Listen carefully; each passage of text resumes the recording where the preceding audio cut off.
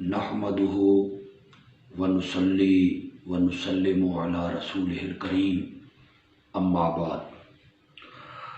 آج میں رئیس المفسرین، امام الموحدین، قدوۃ السالکین حضرت مولانا حسین علی رحمۃ اللہ علیہ کی جو تفسیری خدمات ہیں اور تفسیر قرآن میں جو ان کا نرالا، انوکھا اور بے مثال انداز ہے، اس کے متعلق گفتگو کرنا چاہتا ہوں۔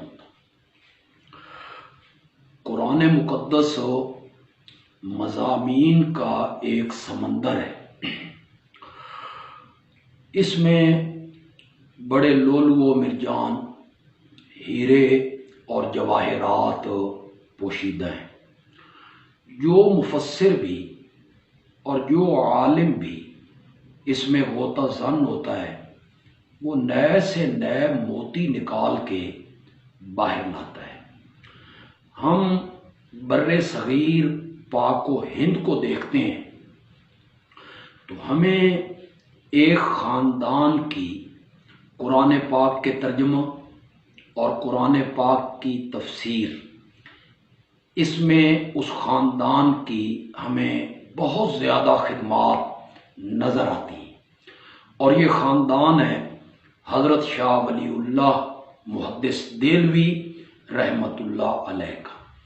ہندوستان میں جب فارسی زبان سرکاری زبان کی حیثیت رکھتی ہے تو حضرت شاہ ولی اللہ محدث دہلوی رحمۃ اللہ علیہ نے قرآن پاک کا فارسی زبان میں ترجمہ کیا، ایک مختصر سا حاشیہ بھی لکھا۔ چاہتے وہ یہ تھے کہ عوام الناس قرآن کے قریب آئیں، قرآن کو سمجھ کے پڑھیں، انہیں پتہ چلے کہ قرآن ہم سے کیا مطالبہ کر رہا ہے اور کن کن باتوں سے قرآن ہمیں روکنا چاہتا ہے۔ حضرت شاہ ولی اللہ محدث دہلوی رحمۃ اللہ علیہ کے ایک صاحبزادے ہیں حضرت شاہ عبد القادر محدث دہلوی رحمۃ اللہ علیہ۔ انہوں نے ہندوستان میں قرآن پاک کا سب سے پہلے اردو میں ترجمہ کیا اور ایک مختصر سا حاشیہ بھی لکھا، اور اس کا نام انہوں نے موضع القرآن رکھا۔ وہ اتنا نفیس اور اتنا خوبصورت وہ قرآن پاک کی تفسیر ہے کہ اہل علم اسے پڑھ کے دنگ رہ جاتے ہیں، گویا کہ حضرت شاہ عبد القادر محدث دہلوی رحمۃ اللہ علیہ نے سمندر کو کوزے میں بند کر دی ہے۔ حضرت شاہ ولی اللہ محدث دہلوی رحمۃ اللہ علیہ کے ایک اور فرزند ہیں حضرت شاہ رفیع الدین محدث دہلوی رحمۃ اللہ علیہ۔ انہیں بھی یہ شرف حاصل ہوا کہ انہوں نے قرآن پاک کا اردو میں ترجمہ لکھا۔ ان کے ایک تیسرے فرزند ہیں، ان کا نام ہے حضرت شاہ عبد العزیز محدث دہلوی رحمۃ اللہ علیہ، جنہوں نے تفسیر عزیزی لکھی اور آج علماء اس سے استفادہ کرتے ہیں۔ اس خاندان کے بعد اس بر صغیر پاک و ہند میں علماء دیوبند، انہوں نے قرآن پاک کی تفسیری خدمات سر انجام دی، ترجمہ لکھا، تفسیر لکھی۔ اس میں ایک بہت بڑا نام ہے حضرت شیخ الہند مولانا محمود حسن دیوبندی رحمۃ اللہ علیہ کا، جنہیں انگریز نے گرفتار کر کے مالٹا کی جیل میں قید کر دیا تھا، اور وہاں جیل میں 4 سال جیل میں رہ کر انہوں نے قرآن پاک کا ترجمہ لکھا اور پھر تفسیر لکھنی انہوں نے شروع کی۔ وہ فرماتے ہیں کہ میں مالٹا کی جیل میں یہ سوچتا رہا کہ مسلمانوں کی جو ذلت ہے اور مسلمان جو دن بدن نیچے جا رہے ہیں اور انگریز اور دوسری قوتیں انہیں کچلنے پہ آمادہ ہیں اور مسلمان سر نہیں اٹھا رہے ہیں، تو اس کی وجہ کیا ہے؟ تو دو وجہ میری سمجھ میں آئیں۔ ایک وجہ آپس کا اختلاف، انتشار، اور دوسری وجہ لوگوں کا قرآن سے دور ہونا۔ تو انہوں نے کوشش کی کہ میں قرآن پاک کا ترجمہ اور تفسیر لکھوں تاکہ لوگ قرآن کے قریب آئیں اور لوگ قرآن کو سمجھ کے پڑھنا شروع کریں۔ چنانچہ ابھی تفسیر ابتدائی مراحل میں تھی کہ حضرت شیخ الہند رحمت اللہ علیہ کا انتقال ہو گیا، اور ان کی یہ تفسیر ان کے ایک مایہ ناز شاگرد حضرت شیخ الاسلام مولانا شبیر احمد عثمانی رحمت اللہ علیہ نے اسے مکمل کیا، جو آج تفسیر عثمانی کے نام سے چھپتی ہے، شائع ہوتی ہے، اور لاجواب اور بے مثال تفسیر ہے۔ علماء دیوبند میں ایک اور بہت بڑا نام ہے حکیم الامت مولانا اشرف علی تھانوی رحمت اللہ علیہ کا۔ انہوں نے قرآن پاک کا اردو میں ترجمہ بھی لکھا، اور انہوں نے بیان القرآن کے نام سے قرآن پاک کی تفسیر بھی لکھی، اور ان کی تفسیر لاجواب تفسیر ہے۔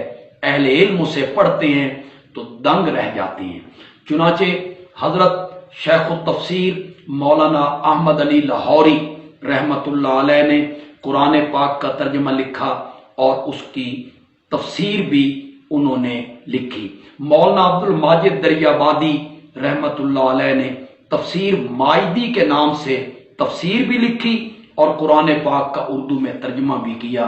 مفتی اعظم پاکستان مولانا مفتی محمد شفیع رحمت اللہ علیہ نے معارف القرآن کے نام سے قرآن پاک کی تفسیر لکھی، اور مولانا شیخ مولانا ادریس کاندلوی رحمت اللہ علیہ نے بھی اسی نام سے معارف القرآن کے نام سے قرآن پاک کی تفسیر لکھی۔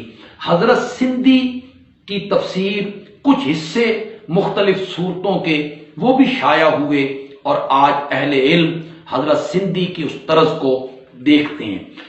ہر عالم کا رنگ تفسیر کا الگ ہے، ہر عالم کا انداز الگ ہے، اور جس طرح ہر پھول کی خوشبو الگ ہوتی ہے، اس کا رنگ الگ ہوتا ہے، اسی طرح ہر مفسر کی تفسیر کا جو رنگ ہے وہ الگ الگ ہے۔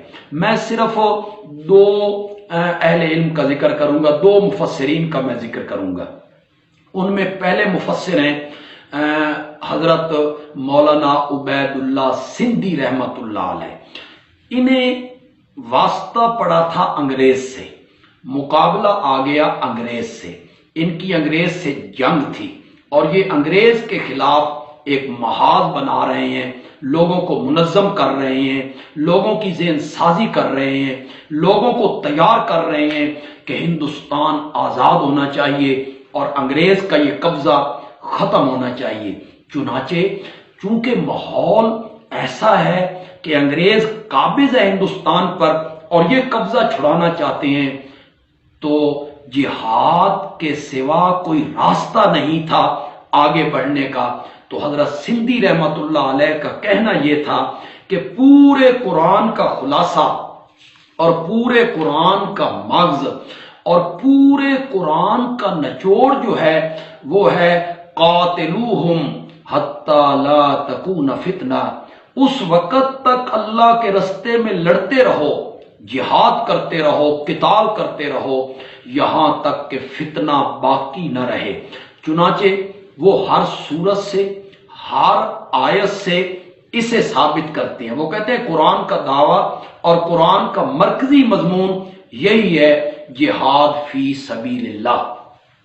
ہماری جماعت کے شیخ رئیس المفسرین مولانا حسین علی رحمت اللہ علیہ، ان کا جو ماحول ہے اور ان کے جو حالات ہیں، ارد گرد آس پاس کیا ہو رہا ہے، قبر پرستی ہے، پیر پرستی ہے، غیر اللہ کی نیازیں ہیں، قبریں پوجی جا رہی ہیں، ان پر سجدے ہو رہے ہیں، ان کے طواف ہو رہے ہیں، عرضیاں لٹکائی جا رہی ہیں، اللہ کے سوا اوروں کو عالم الغیب، حاضر ناظر، مشکل کشا، حاجت روا سمجھا جا رہا ہے، ان کے نام کے وظیفے پڑھے جا رہے ہیں، ان کے نام کی نظریں دی جا رہی ہیں، نیازیں دی جا رہی ہیں، سمجھا جا رہا ہے کہ وہ ہمارے حالات سے واقف ہیں، ہماری پکاریں سنتے ہیں۔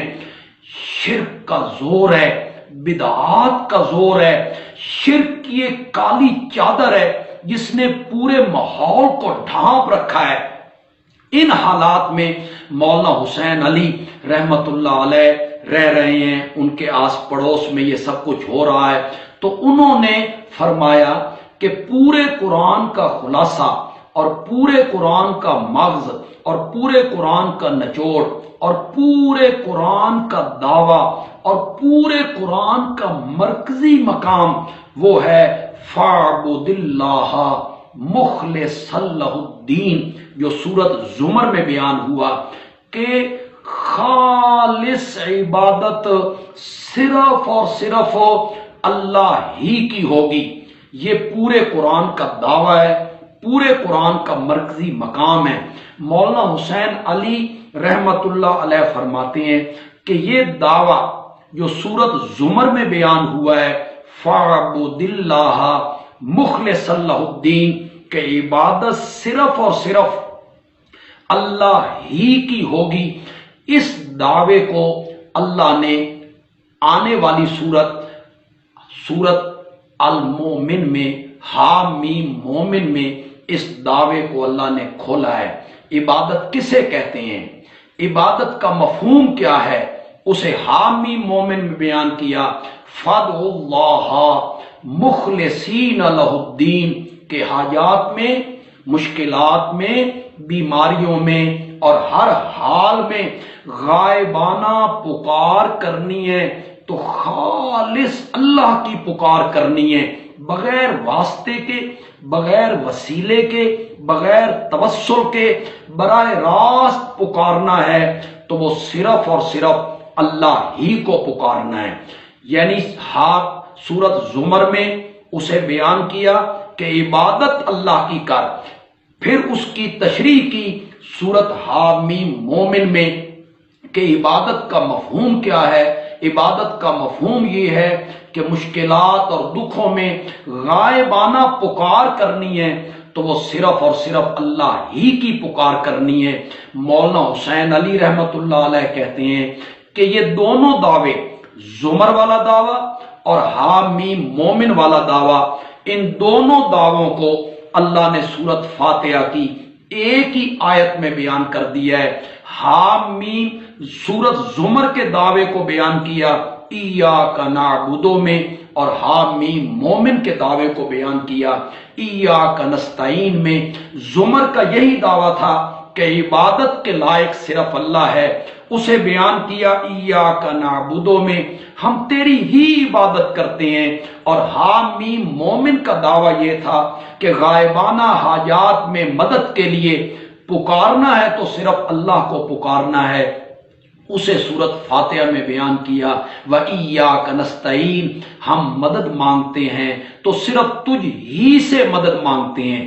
ایاک نعبد وإیاک نستعین، مولانا حسین علی رحمت اللہ علیہ کا کہنا یہ ہے کہ یہ واو بیانیہ ہے، واو تفسیریہ ہے۔ ایاک نعبد کا بیان ہو رہا ہے، ایاک نعبد کو کی تفسیر ہو رہی ہے، ہم تیری ہی عبادت کرتے ہیں۔ کیا مطلب ہے عبادت کا؟ عبادت کسے کہتے ہیں؟ واو نے بیان کیا، واو نے بتایا کہ اگلا جملہ پڑھو ایاک نستعین، ہم مصائب میں، مشکلات میں، دکھوں میں اور تکلیفوں میں مدد کے لیے پکارتے ہیں تو صرف اللہ ہی کو پکارتے ہیں۔ وما علینا الا البلاغ المبین۔